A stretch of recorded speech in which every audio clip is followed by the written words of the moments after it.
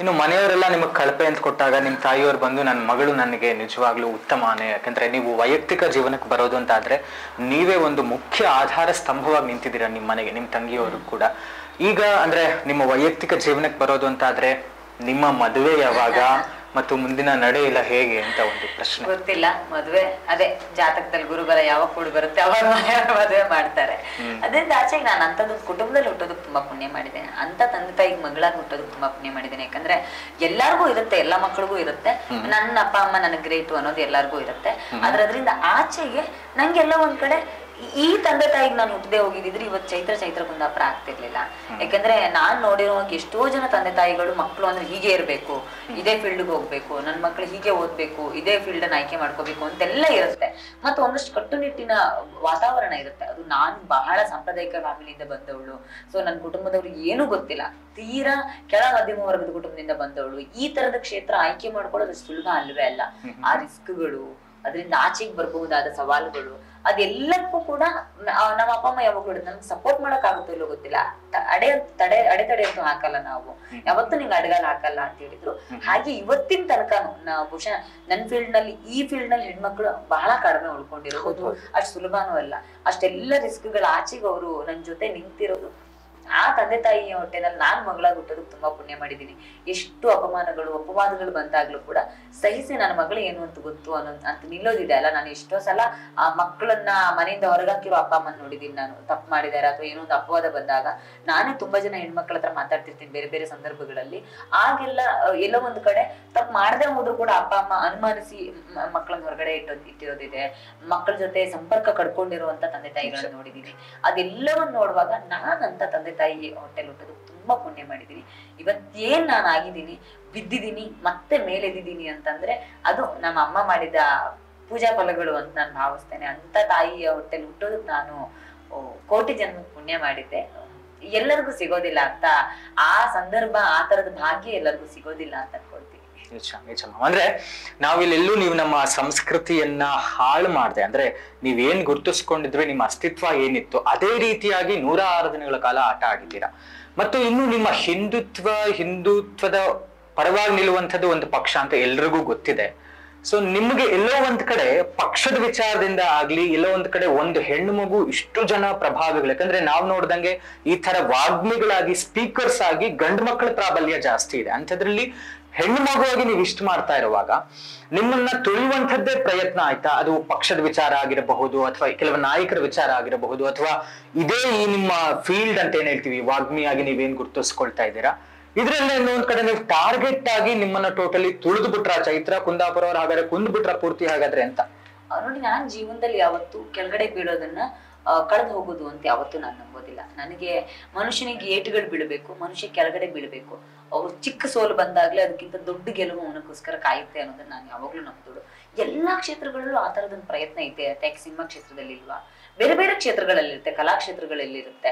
ಎಲ್ಲಾ ಕ್ಷೇತ್ರಗಳಲ್ಲೂ ಕಾಂಪಿಟೇಷನ್ ಅನ್ನೋದಿರುತ್ತೆ. ಕಾಲೆಳೆಯೋರು ಇದ್ದೇ ಇರ್ತಾರೆ, ಬೆಳೆಯೋದಕ್ಕೆ ಬಿಡದೇ ಇರೋರು ಇರ್ತಾರೆ, ತುಳಿಯೋರು ಇರ್ತಾರೆ. ಆದ್ರೆ ನಾನು ಯಾವಾಗ್ಲೂ ಏನ್ ಅಂತೀನಿ ಅಂದ್ರೆ, ಈ ತರದ ಪೆಟ್ಟುಗಳನ್ನ, ಈ ತರದ ಸವಾಲುಗಳನ್ನ ಎದುರಿಸಿ ನಿಂತ ಗಟ್ಟಿ ಕಾಲುಗಳು ಮಾತ್ರ ಉಳ್ಕೊಳ್ತವೆ, ಜಳ್ಳುಗಳು ಹಾರು ಹೋಗ್ತವೆ ಅಂತ. ಸೊ ಈ ಪ್ರಕ್ರಿಯೆನಲ್ಲಿ ಎಷ್ಟೋ ಜಳ್ಳುಗಳು ಹಾರು ಹೋಗಿದಾವೆ. ನನ್ ಗಟ್ಟಿ ಕಾಲುವನ್ನು ಸಾಬೀತ್ ಮಾಡೋದಕ್ಕೋಸ್ಕರ ಇಂಥವ್ರು ಬರ್ತಾರೆ. ನಾನು ಈ ಪ್ರಯತ್ನಗಳನ್ನ ತುಂಬಾ ಸುಲಭವಾಗಿ, ತುಂಬಾ ಖುಷಿಯಿಂದ ಸ್ವೀಕಾರ ಮಾಡ್ತೀನಿ. ಯಾಕಂದ್ರೆ ವಿರೋಧಿಗಳಿಲ್ಲ ಅಂತಂದ್ರೆ ನಿಮಗ್ ಬದುಕಿಲ್ಲ. ನಿಮಗೆ ಸ್ನೇಹಿತರು ನಿಮಗೆ ಸಂಭ್ರಮಕ್ಕೆ ಬರಬಹುದಷ್ಟೇ, ಆದ್ರೆ ಛಲ ಹುಟ್ಟಬೇಕು ಅಂತಂದ್ರೆ ನಿಮ್ಗೆ ಯಾವಾಗ್ಲೂ ವಿರೋಧಿಗಳಿರ್ಬೇಕು. ಕಣ್ಣೆದುರುಗಡೆ ಎಷ್ಟು ವಿರೋಧಿಗಳನ್ನ ನೀವು ಕಟ್ಕೊಳ್ತಿರೋ ಅಷ್ಟು ಹೆಚ್ಚು ನೀವು ಬೆಳೆಯೋದಕ್ಕೆ ಸಾಧ್ಯ ಆಗತ್ತೆ ಅಂತ ನಾನು ಹೇಳ್ತೀನಿ. ನಿಮ್ಗೆ ಸೋಂಬೇರಿಗಳಾಗ್ಬಿಡ್ತೀರಿ ನೀವು ವಿರೋಧಿಗಳಿಲ್ಲ ಅಂತಂದ್ರೆ. ಟೀಕೆಗಳು, ಟಿಪ್ಪಣಿಗಳು ಇಲ್ಲ ಅಂದ್ರೆ ಮನುಷ್ಯ ಬಹಳ ಬೇಗ ಸೋಂಬೇರಿ ಆಗ್ತಾನೆ. ಯಾರೋ ಒಬ್ಬ ಅನ್ನೋರಿಗೆ ಅವಳಿಂದ ಮಾಡಕ್ ಸಾಧ್ಯ ಇಲ್ಲ, ಅವಳಿಂದ ಮಾಡಕ್ ಸಾಧ್ಯ ಇಲ್ಲ, ನೀವು ಅವಳನ್ನ ತುಳಿಬೇಕು ಅಂತ ಅನ್ನೋರ್ ಎದುರುಗಡೆ ಕನಿಷ್ಠ ನಾವು ಎದ್ದೇಳ್ತೀವೋ, ನನ್ ವಿರೋಧಿಗಳು ಇದಾರಪ್ಪ, ಅವ್ರ ಹಂಗ್ ಮಾತಾಡಿದಾರೆ, ಅದನ್ನ ಸುಳ್ಳು ಮಾಡ್ಬೇಕು ಅನ್ನೋ ಕಾರಣಕ್ಕಾದ್ರೂ ನಾವ್ ಎದ್ದೇಳ್ತೀವಿ. ಹಾಗಾಗಿ ಆ ಪ್ರಕ್ರಿಯೆ ನನಗೆ ತುಂಬಾ ಖುಷಿ ಕೊಟ್ಟಿದೆ. ಆ ತರದ ಪ್ರಯತ್ನಗಳು ಆಗಿದ ಕಾರಣಕ್ಕೆ ಇವತ್ತು ಚೈತ್ರ ಕುಂದಾಪುರ ಆಗಿರೋದು. ಇಲ್ಲದೆ ಹೋಗಿದ್ರೆ ಅದು ಆಗ್ತಿರ್ಲಿಲ್ಲ. ನಾವ್ ಅನ್ಕೊಂತೀವಿ ತುಳಿತಾರೆ ನಮ್ಮನ್ನ ಅಂತ, ತುಳಿತಾರೆ, ಎಲ್ಲೋ ನಮ್ಮನ್ನ ಕೆಳಗೆಳೆಯೋ ಪ್ರಯತ್ನ ಮಾಡ್ತಾರೆ ಅಂತ. ಆದ್ರೆ 1000 ಕೈಗಳು ನಮ್ಮನ್ನ ಕೊಲ್ಲೋದಕ್ ಬಂದ್ರು ಕಾಯಕ್ಕೊಬ್ಬನ್ ಮೇಲ್ ಕೈ ಇರುತ್ತೆ. ಆ ಕೈಗಿಂತ ದೊಡ್ಡದಿನ್ ಯಾವ್ದು ಇಲ್ಲ ಅಂತ. ಬಹುಶಃ ನನಗೆ ಆ ಪ್ರಯತ್ನ ಆಗದೆ ಹೋಗಿದ್ರೆ ಖಂಡಿತ ನಾನು ಬಿಗ್ ಬಾಸ್ ಆಯ್ಕೆ ಮಾಡ್ಕೊಳ್ತಿರ್ಲಿಲ್ವೋ ಏನೋ. ನಾನು ಬಿಗ್ ಬಾಸ್ ನೋಡ್ತಾ ಇರ್ಲಿಲ್ಲ, ಬಿಗ್ ಬಾಸ್ ಬರೋ ಪ್ರಯತ್ನ ಮಾಡ್ತಿರ್ಲಿಲ್ಲ. ಸೊ ನೀವು ತುಳಿಯುವ ಪ್ರಯತ್ನಗಳನ್ನ ಎಷ್ಟು ಮಾಡ್ತೀರಿ ಅಷ್ಟು ದೊಡ್ಡ ದೊಡ್ಡ ಅವಕಾಶಗಳು ನನ್ ಭಗವಂತ ಕೊಡ್ತಾ ಇದ್ದಾನೆ. ನಾನು ಇವತ್ತೇನ್ ಗಳಿಸಿದೀನಲ್ಲ ಈ ಪ್ರೀತಿ, ಇದು ಹಿಂದಿನಗಿಂತ ಬಹಳ ದೊಡ್ಡ ಪ್ರೀತಿ. ಈ ಪ್ರೀತಿನ ಗಳಿಸಿದೀನಿ ಅಂತಂದ್ರೆ ಇದರ ಕ್ರೆಡಿಟ್ ಅಲ್ಲಿ ಒಂದ್ ಭಾಗವನ್ನ ನಾನು ನನ್ನ ವಿರೋಧಿಗಳಿಗೆ ಕೊಡ್ತೀನಿ. ನೀವು ಮಾಡಿದ ಆ ಪ್ರಯತ್ನಕ್ಕೆ ಇವತ್ ಮನೆ ಮನೆಗಳನ್ನ ತಲುಪಿದ್. ನಾನು ಯಾವ್ದೋ ಒಂದು ವರ್ಗಕ್ಕೆ ಮಾತ್ರ ಸೀಮಿತ ಆಗಿದ್ದೆ. ನನ್ನನ್ನ ಎಲ್ಲ ಭಾಷಣ ಕೇಳೋದಕ್ಕೆ ಒಂದು ವಯೋಮಾನದ ವರ್ಗ ಮಾತ್ರ ಸೀಮಿತ ಆಗಿತ್ತು, ಒಂದು ಸಿದ್ಧಾಂತದ ವಲಯ ಮಾತ್ರ ಸೀಮಿತ ಆಗಿತ್ತು. ಇವತ್ 2 ವರ್ಷದ ಪುಟ್ಟ ಮಗುವಿನಿಂದ ಹಿಡಿದು 80 ವರ್ಷದ ಹಿರಿಯರ ತನಕ ಎಲ್ರು ಮಾತಾಡ್ತಾರೆ, ಎಲ್ರು ಮನೆ ಮಗಳು ಒಂದು ಸ್ವೀಕಾರ ಮಾಡ್ತಾರೆ, ಎಲ್ರಿಗೂ ಪ್ರೀತಿ ಇದೆ. ನಾನು ತೀರಾ ಮೊನ್ನೆ ಒಂದಷ್ಟು ಜನ ಮಾತಾಡ್ತಾ ಇದ್ರು, ಮಕ್ಕಳು ಟಿವಿನಲ್ಲಿ ನಾನು ಅವತ್ತಿನ ಎಪಿಸೋಡ್ ಅಲ್ಲಿ ಬಂದಿಲ್ಲ ಅಂತ ಹತ್ತಿರೋ ವಿಡಿಯೋ ನೋಡ್ತಾ ಇದ್ದೆ. ನನಗ್ ನೋಡ ಆಶ್ಚರ್ಯ ಆಯ್ತು, ಅರೆ ಈ ತರದೊಂದು ಪ್ರೀತಿ ನಾನು ಗಳಿಸಿದೀನ ಅನ್ನೋದು ನೋಡ ಆಶ್ಚರ್ಯ ಆಯ್ತು ನನಗೆ.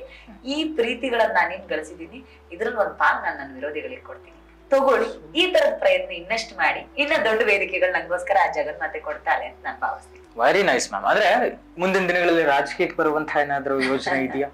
ಖಂಡಿತ ಸದ್ಯಕ್ಕಂತೂ ಆ ಯೋಚನೆ ಇಲ್ಲವೇ ಇಲ್ಲ. ಅದೇ ನಾನ್ ಯಾವ್ದನ್ನು ಪ್ಲಾನ್ ಮಾಡಿ ಹೋಗೋದಿಲ್ಲ. ನನ್ನ ಬದುಕಿನ ನೀಲಿ ನಕ್ಷೆಯನ್ನ ಭಗವಂತನೇ ನಿರ್ಧಾರ ಮಾಡ್ತಾನೆ ಅನ್ನೋದನ್ನ ನಾನ್ ನಂಬಿದವಳು. ಸೊ ಪತ್ರಿಕೋದ್ಯಮದಿಂದ ಈ ಸಾಮಾಜಿಕ ಕ್ಷೇತ್ರಕ್ಕೆ ಬರ್ತೀನಿ ಅನ್ಕೊಂಡಿರ್ಲಿಲ್ಲ, ಭಗವಂತ ಕರ್ಕೊಂಡ್ ನಿಲ್ಸಿದೆ ಇಲ್ಲಿಂದ. ಇಲ್ಲಿಂದ ಆಚೆಗೆ ಬಿಗ್ ಬಾಸ್ ಬರ್ತೀನಿ ಅನ್ಕೊಂಡಿರ್ಲಿಲ್ಲ, ಇದನ್ನು ದೇವರೇ ಹೇಳ್ಕೊಂಡ್ ಬಂದ್ ನಿಲ್ಲದ. ಮುಂದೆ ಆಕ್ಟಿಂಗ್ ಅವಕಾಶಗಳು ಸಿಕ್ಕರೆ, ಯಾಕಂದ್ರೆ ನೀವು ಶಿಶಿರ್ ಅವ್ರು ಮಾಡಿದಂತಹ ಒಂದು ಡ್ಯಾನ್ಸ್ ಆಗಿರಬಹುದು, ನಿಮ್ಮ ಆಕ್ಟ್ ಆಗಿರಬಹುದು, ನಿಜವಾಗ್ಲೂ ಚೈತ್ರ ಅವರು ಇಷ್ಟರ ಮಟ್ಟಿಗೆ ಆಕ್ಟ್ ಮಾಡ್ತಾರ ಅನ್ನೋಂಥ ರೀತಿ ನಮ್ಗೆಲ್ರಿಗೂ ಕಾಣಿಸಿತ್ತು. ಮತ್ತು there is an artist inside you ಅನ್ಸುತ್ತೆ. ನಮಗೊಬ್ರು ಕಲಾವಿದನ ಒಳಗಿದ್ದಾರೆ ಅನ್ಸುತ್ತೆ. ಆಸ್ ನೀವು ಯಕ್ಷಗಾನನೂ ಇದಿರೋದ್ರಿಂದ ಮುಂದಿನ ದಿನಗಳಲ್ಲಿ ಅವಕಾಶ ಸಿಕ್ಕರೆ ಮಾಡ್ತೀರಾ? ಹಾಗಾದ್ರೆ ಗೊತ್ತಿಲ್ಲ, ಆ ಯೋಚನೆ ಯಾವತ್ತು ಮಾಡಿಲ್ಲ, ಕಲ್ಪನೆಗಳು ಯಾವತ್ತು ಬಂದೇ ಇಲ್ಲ. ನಾನು ಈ ಕ್ಷೇತ್ರಕ್ಕೆ ಫಿಟ್ ಆಗಿ ಬಲ್ಲೆ ಅಥವಾ ಈ ಕ್ಷೇತ್ರದೊಳಗೆ ಹೋಗ್ಬಲ್ಲೆನ ಅನ್ನೋದನ್ನ ಯಾವತ್ತೂ ಕಲ್ಪನೆನೂ ಮಾಡ್ಕೊಂಡಿಲ್ಲ. ಹಾಗಾಗಿ ಯೋಚನೆ ಬಂದಿಲ್ಲ ಅದ್ರ ಬಗ್ಗೆ, ಬಹುಶಃ ಮಾಡ್ಲಿಕ್ಕಿಲ್ಲ ಅನ್ಸುತ್ತೆ. Fine ma'am. ಅಂದ್ರೆ ಇತ್ತೀಚಿನ ಒಂದು ಘಟನೆ ಬಗ್ಗೆ ನಿಮ್ಮ ಗಮನಕ್ಕೆ ತರೋದಾದ್ರೆ, ನಿಮ್ಗೆ ಗೊತ್ತಿರುತ್ತೆ ಚಾಮರಾಜಪೇಟೆಯಲ್ಲಿ ನಡೆದಂತಹ ನಮ್ಮ ಪೂಜನೀಯ ಗೋಮಾತೆ ಕೆಚ್ಚಲನ್ನ ಕುಯ್ದಿರುವಂತಹ ಒಂದು ಘಟನೆ. ಇದೊಂದ್ ಕಡೆ ಈ ಸರ್ಕಾರ ಇದ್ದಾಗಿಂದ ಈ ಅಲ್ಪಸಂಖ್ಯಾತರು ಅಂತ ಹೇಳ್ಬಾರ್ದು, ನಾವು ಅವರನ್ನ ಮುಗ್ಧರು ಅಂತ ಎಲ್ಲ ತಪ್ಪಾದ್ಮೇಲಿಂದ ಮೀಡಿಯಾ ಮುಂದೆ ಬಂದಾಗ ಮುಗ್ಧರು, ಅನಕ್ಷರಸ್ಥರು ಅನ್ನುವಂಥ ರೀತಿ ಬಿಂಬಿಸ್ತಾರೆ. ಆದ್ರೆ ಇದನ್ನ ನೀವು ಇದ್ರ ಬಗ್ಗೆ ಹೇಳೋದಾದ್ರೆ, ಅಂದ್ರೆ ಪೂಜನೀಯವಾದಂತಹ ಗೋಮಾತೆ ಕೆಚ್ಚಲನ್ನ ಕತ್ತರಿಸಿದ್ದಾರೆ, ಅದನ್ನ ಸಮರ್ಥಿಸ್ಕೊಳ್ತಾ ಇರುವಂತಹ ಒಂದು ವರ್ಗ ಇದೆ. ಈ ಘಟನೆ ಬಗ್ಗೆ ನೀವೇನಾರು ಹೇಳೋದಾದ್ರೆ? ಅದೇ ನೋಡಿ, ನಾನು ಯಾವಾಗ್ಲೂ ಧಾರ್ಮಿಕ ನಂಬಿಕೆಗಳು ಮತ್ತು ಮಾನವೀಯ ಮೌಲ್ಯಗಳು ಇದೆರಡು ಜೊತೆಗೆ ಹೋಗ್ಲಿ ಅಂತ ನಾನು ಬಯಸ್ತೀನಿ. ಈ ಗೋಮಾತೆ ಮುಕ್ಕೋಟಿ ದೇವತೆಗಳ ಆವಾಸ ಸ್ಥಾನವಾಗಿರೋ ಗೋವನ್ನ ನೋಡ್ಬೇಕು, ಅವಳನ್ನ ಉಳಿಸ್ಕೊಳ್ಬೇಕು ಅನ್ನುವ ಬದ್ಧತೆಯ ಹೋರಾಟ ನಾವುಗಳು ಮಾಡ್ತೀವಿ. ಸರಿ, ಅದರಿಂದ ಆಚೆಗೆ ನಾಗರಿಕ ಸಮಾಜದ ಕರ್ತವ್ಯ ಏನು? ನಾವು ಹಿಂದುತ್ವವಾದಿಗಳು, ಬಲಪಂಥೀಯರು, ಎಡಪಂಥೀಯರು ಈ ಕಿತ್ತಾಟಗಳನ್ನ ಬಿಟ್ಬಿಡೋಣ. ಇಲ್ಲೆಲ್ಲ ಒಂದ್ 2 ಪಂಥಕ್ಕೆ ಸೇರ್ದೇ ಇರೋದು ನಡು ಪಂಥ ಅಂತ ಒಂದಿದೆಯಲ್ಲ. ನಾವಾಯ್ತು, ನಮ್ ಬದುಕಾಯ್ತು, ನಮ್ ಪಾಡಾಯ್ತು, ನಮ್ ಕೆಲ್ಸ ಆಯ್ತು ಅಂತಿರೋರು, ನಿಮ್ಮ ಜವಾಬ್ದಾರಿ ಏನು? ನೀವು ಬೆಳಗ್ಗೆ ಎದ್ರೆ ಚಾ ಕುಡಿಯೋದ್ರಿಂದ ಹಿಡಿದು ರಾತ್ರಿ ಮಲಗೋದಕ್ಕೆ ಹಾಲು ಕುಡಿಯೋ ತನಕ ಗೋಮಾತೆ ನಿಮಗ್ ಬೇಕು. ಮನುಷ್ಯ 3 ವರ್ಷ ಮಾತ್ರ ತಾಯಿ ಎದೆ ಹಾಲು ಕುಡಿತಾನೆ, ಜೀವನ ಪರ್ಯಂತ ಈ ಗೋಮಾತೆ ಎದೆ ಹಾಲನ್ನು ಕುಡಿತೀರಿ. ಹಾಗಾದ್ರೆ ನಿಮಗೆ ಹಾಲು ಉಳಿಸುವಂತ ಆ ಪ್ರಾಣಿಯ ಬದುಕಿನ ಬಗ್ಗೆ ನಿಮಗೆಷ್ಟು ಬದ್ಧತೆ ಇದೆ, ನಿಮಗೆಷ್ಟು ಜವಾಬ್ದಾರಿ ಇದೆ? ಎಲ್ಲ ರೋಡಲ್ಲಿ ಹೋಗೋ ನಾಯಿಗೊಂದು ಕಲ್ಲು ಹೊಡೆದ್ರೆ ಓಡ್ ಬರುವಂತ ಪ್ರಾಣಿ ದಯಾ ಸಂಘಗಳು ಈಗ ಎಲ್ಲಿದ್ದಾವೆ? ಎಲ್ಲೋ ಕಂಬಳ ಮಾಡ್ತೀವಿ, ವರ್ಷ ಪೂರ್ತಿ ಮಗುವಿನ ತರ ಸಾಕಿರೋ ಕೋಣಗಳನ್ನ ವರ್ಷದಲ್ಲಿ ಒಂದ್ಸಲ ಕಂಬಳ ಓಡಿಸ್ತೀವಿ ಅನ್ನೋ ಕಾರಣಕ್ಕೆ ಏನು ಕೋರ್ಟ್ ಮೆಟ್ಟಲ್ ಹತ್ತುವಂತ ಪೇಟರಂತ ಸಂಸ್ಥೆಗಳು ಇವತ್ತೆಲ್ಲಿವೆ? ಸೊ ನಾಗರಿಕ ಸಮಾಜವಾಗಿ ಮಾನವೀಯ ನೆಲೆಗಟ್ಟಿನಲ್ಲಿ ನೀವು ಇದನ್ನ ಹೇಗ್ ನೋಡ್ತೀರಿ ಅನ್ನೋದನ್ನ ಸಮಾಜ ಯೋಚನೆ ಮಾಡ್ಬೇಕು. ಇದು ನಮ್ ಕರ್ತವ್ಯ. ಗೋಮಾತೆ, ನಮ್ ಧಾರ್ಮಿಕ ನಂಬಿಕೆಗಳು, ಇದೆಲ್ಲ ನಾವು ಮಾಡ್ತೀವಿ, ಇದೆಲ್ಲ ಹೋರಾಟ ನಾವು ಮಾಡ್ತೀವಿ.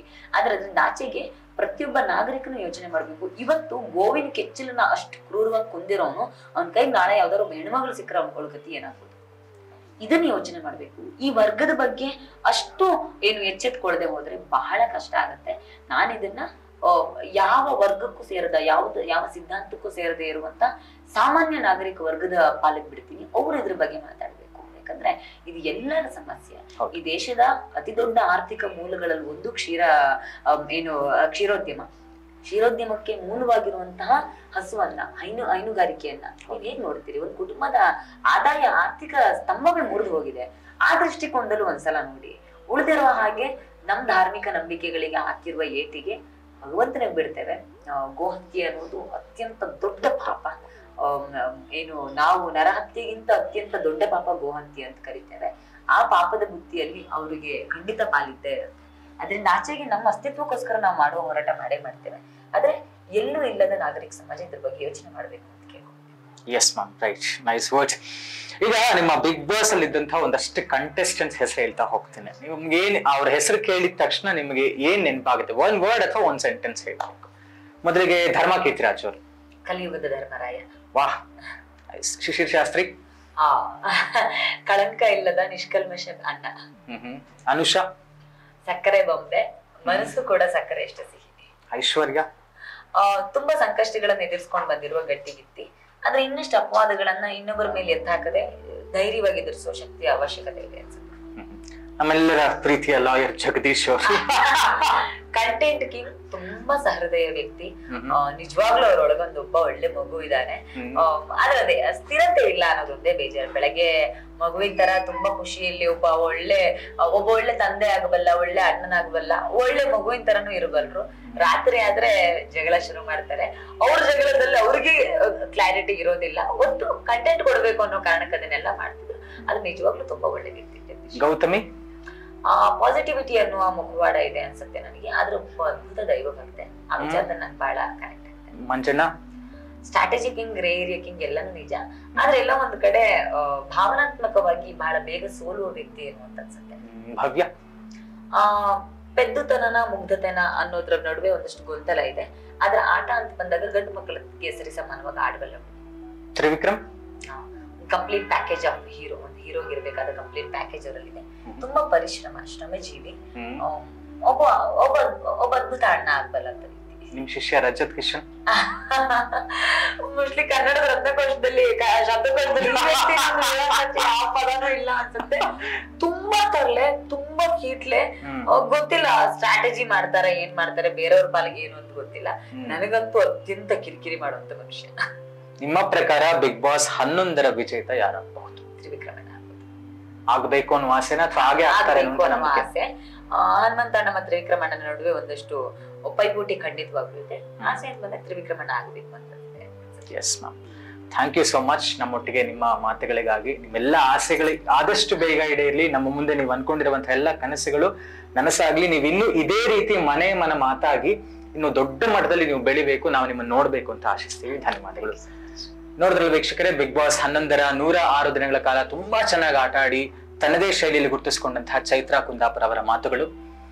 Thank you so much.